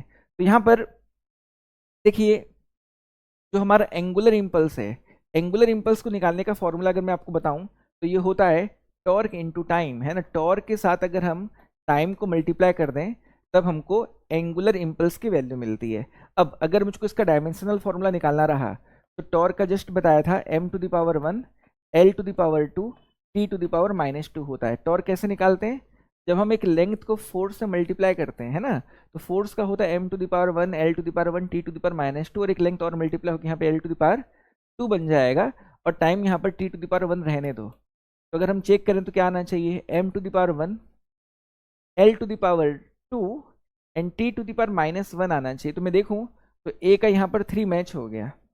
तो देखें तो a3 किसमें किसमें है, ऑप्शन 1 में भी है, ऑप्शन 3 में भी है ना। तो ऑप्शन 1 और 3 में कोई एक करेक्ट आंसर होना चाहिए। अगर आप देखेंगे तो 1 में भी a का 3 दिया है, 3 में भी a का 3 दिया है, तो दोनों में से कोई एक करेक्ट होगा, है ना।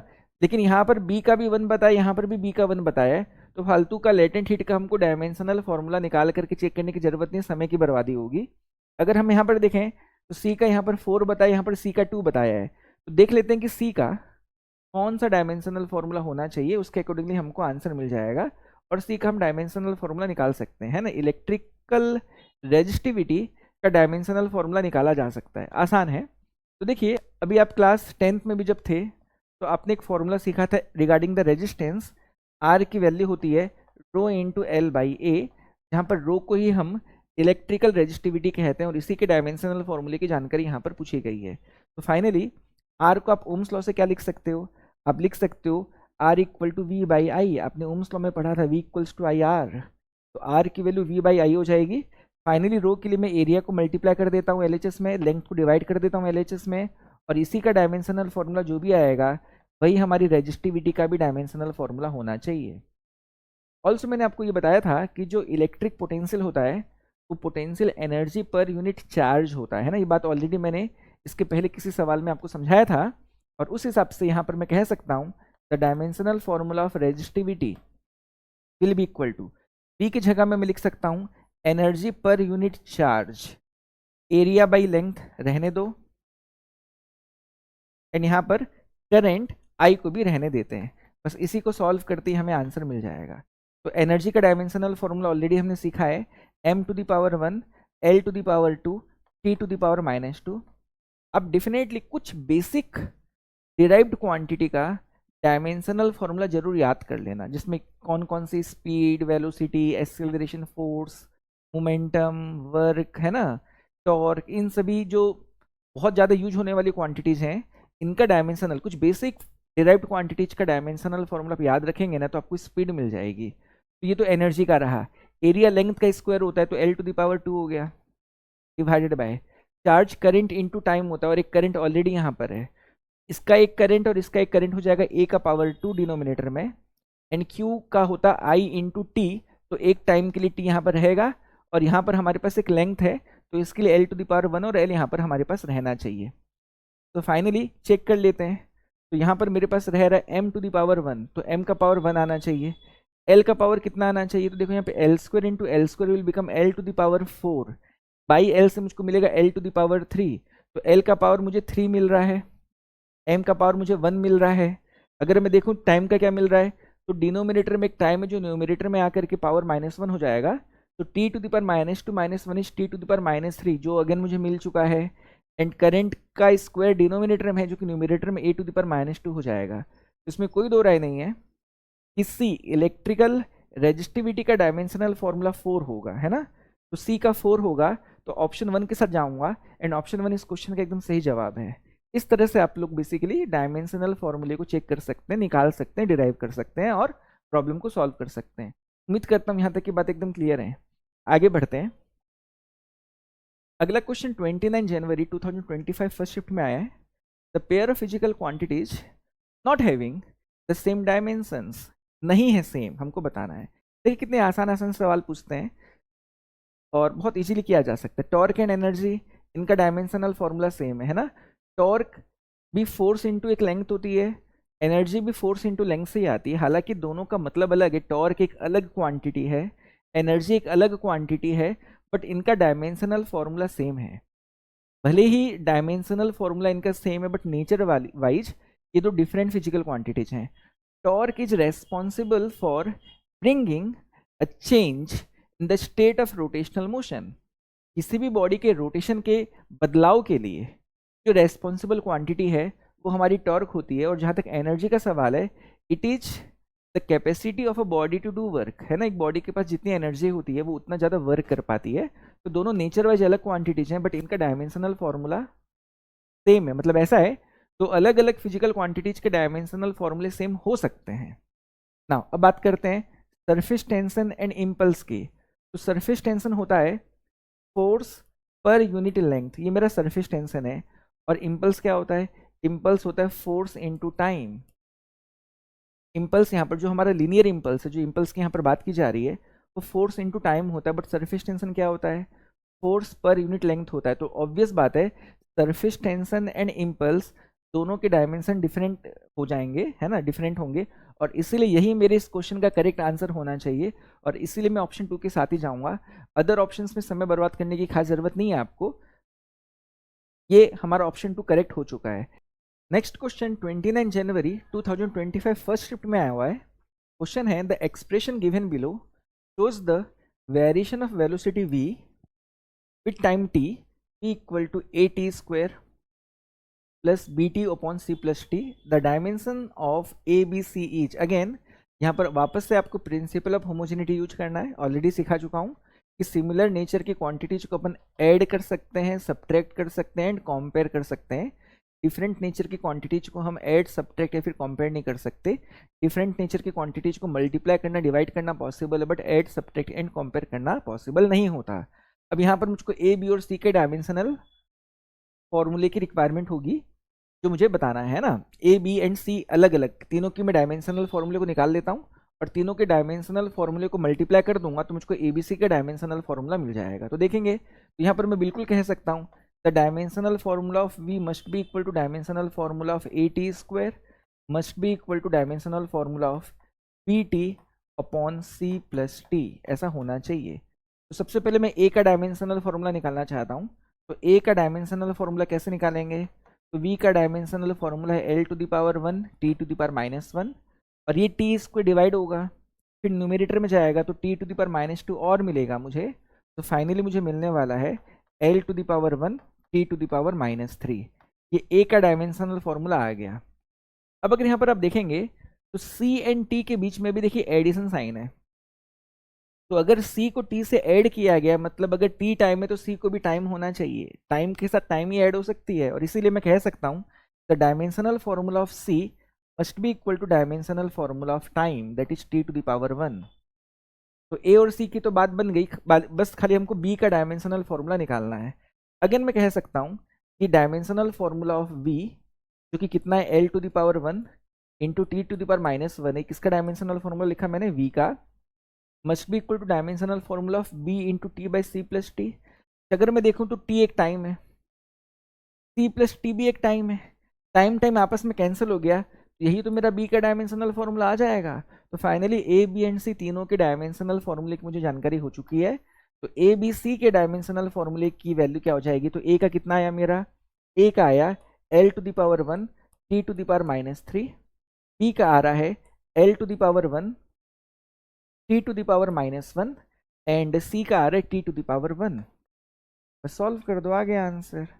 तो l to the power 1 into l to the power 1 becomes l to the power 2, t to the power -3 into T to the power -1 becomes t to the power -4, again +1 करके -3। तो t टू द पावर -3 ही आने वाला है। मतलब यहाँ पर ये है, ये t टू द पावर -1 और ये t टू द पावर +1 आपस में कैंसिल हो गए। तो finally l square into T to the power minus three, L square into T to the power minus three, L square into T to the power minus three, M का power 0 बनना चाहिए। तो option 1 इस question का एकदम सही जवाब है ना। अगले क्वेश्चन की तरफ चलते हैं। नेक्स्ट क्वेश्चन 29 जनवरी 2025 के सेकंड शिफ्ट में आया है। Again match list 1 with list 2। हमें अगेन डायमेंशनल फॉर्मूले इन क्वांटिटीज की निकाल करके चेक करना है कि इनमें से कौन सा ऑप्शन करेक्ट होगा। और बहुत सवाल हमने किया, इस सवाल को भी आप बिल्कुल कर सकते हैं। टॉर्क का अभी आप जान चुके हैं, फोर्स और लेंथ का प्रोडक्ट होता है। तो टॉर्क का क्या हो जाएगा dimensional formula, m to the power 1 l to the power 2 t to the power minus 2। Check करो कौन सा ऑप्शन करेक्ट हो रहा है। m to the power 1 l to the power 2 t to the power minus 2, मतलब b का कौन होगा, फोर्थ होगा। b का फोर्थ होगा, b का फोर्थ मुझको ऑप्शन फोर्थ में नजर आ ही रहा है। ऑप्शन फोर्थ इस क्वेश्चन का करेक्ट आंसर हो चुका है, क्योंकि b का 4 किसी और ऑप्शन बताया ही नहीं था, तो मैं क्यों और समय बर्बाद करूं बाकी का निकालने का। यंग्स मॉडुलस अभी बताया मैं आपको, है ना। यंग्स मॉडुलस का डायमेंशनल फॉर्मूला जस्ट निकाल करके दिखाया मैंने कहा था stress upon strain, longitudinal stress upon longitudinal strain को अपन यंग्स मॉडुलस कहते हैं। स्ट्रेस होता है फोर्स बाय एरिया, स्ट्रेन होती है change in length upon length, उससे भी हमने निकाल करके दिखाया था आपको। Gravitational constant, coefficient of viscosity आप निकाल सकते हैं, कोई दिक्कत वाली बात नहीं, इजीली निकाला जा सकता है। ग्रेविटेशनल कांस्टेंट को निकालने के लिए आप क्या कर सकते हैं, आप ग्रेविटेशनल फोर्स का formula G m1 m2 upon R square को यूज कर सकते हैं, जो न्यूटन्स लॉ ऑफ ग्रेविटेशन में आप सीखते हैं।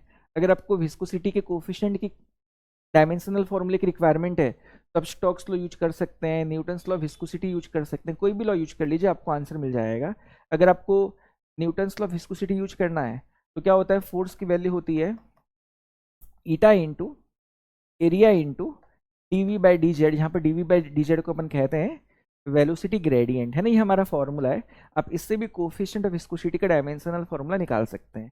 f फोर्स है, a एरिया होता है, dv होता है हमारा change in value speed, change in speed कह सकते हैं, और dz होती है हमारी चेंज इन हाइट, है ना। तो इस तरीके से आप लोग बेसिकली कोफिशिएंट ऑफ विस्कोसिटी का डायमेंशनल फॉर्मूला भी निकाल सकते हो, आपको आंसर मिल जाएगा।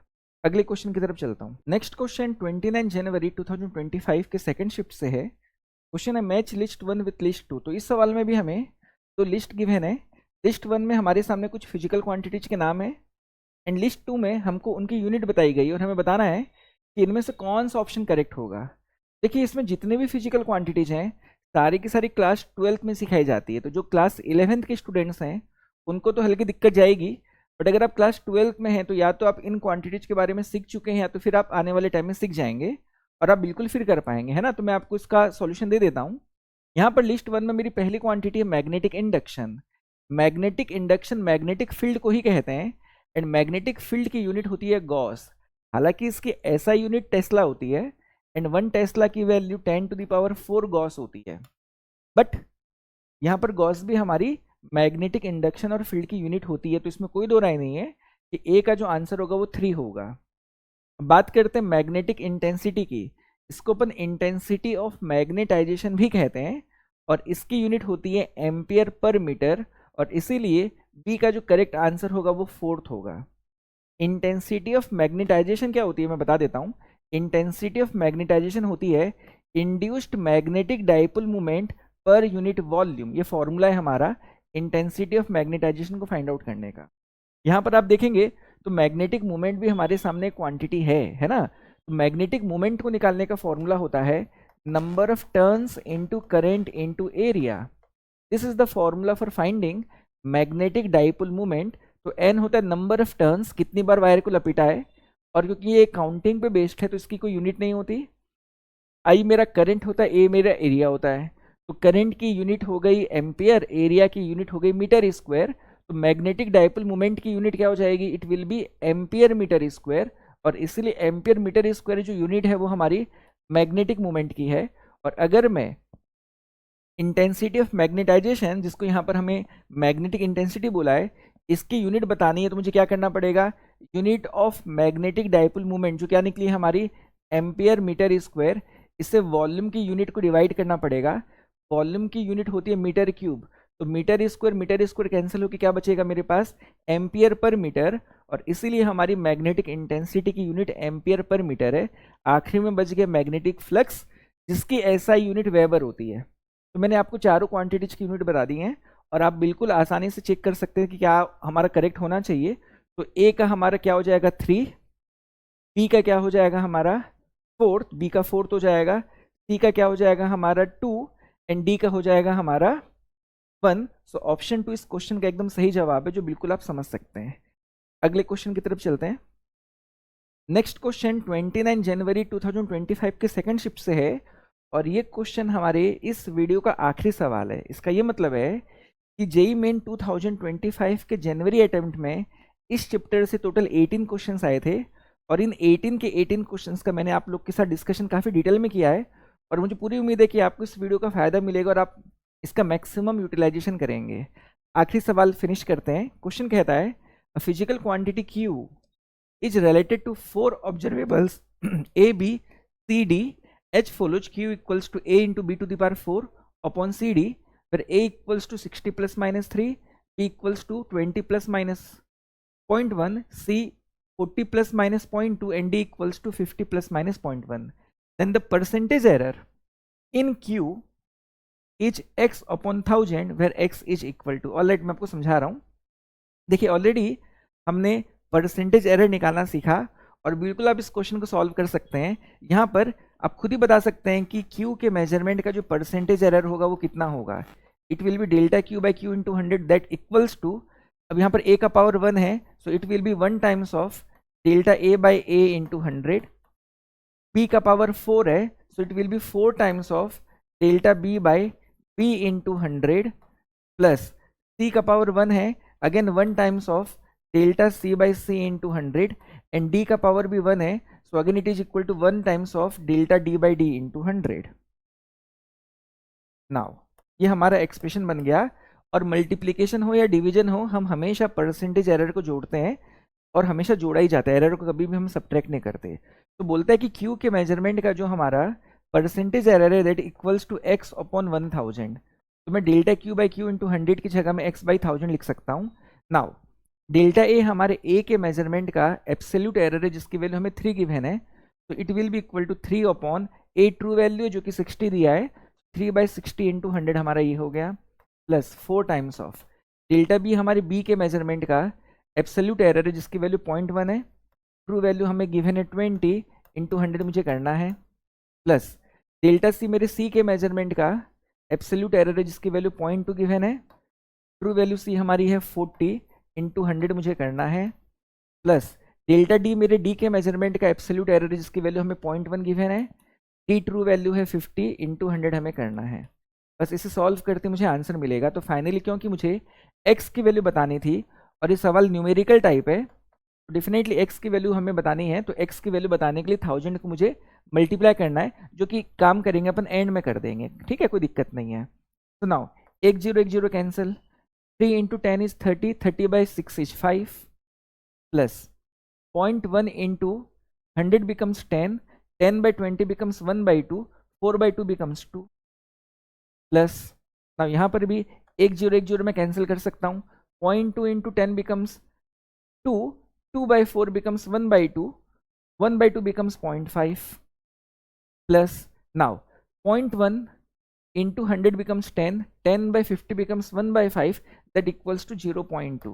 तो फाइनली अगर मैं देखूं तो इनके समेशन की value 5 plus 2 7, 7 plus 0.5 is 7.5 plus 0.2 is 7.7 आ रहा है, करेक्ट। सो फाइनली अब अगर मुझे x की वैल्यू निकालनी है तो 7.7 के साथ मुझको 1000 मल्टीप्लाई करना पड़ेगा, that will give me 7700 and यही इस क्वेश्चन का एकदम करेक्ट आंसर होगा जो कि दिया भी है। और इसी के साथ हमारा डिस्कशन इस चैप्टर के रिगार्डिंग कंप्लीट होता है। अगले वीडियो में हम अगले चैप्टर का डिस्कशन करेंगे। आज की इस क्लास में इतना ही। Thank you so much, all the best.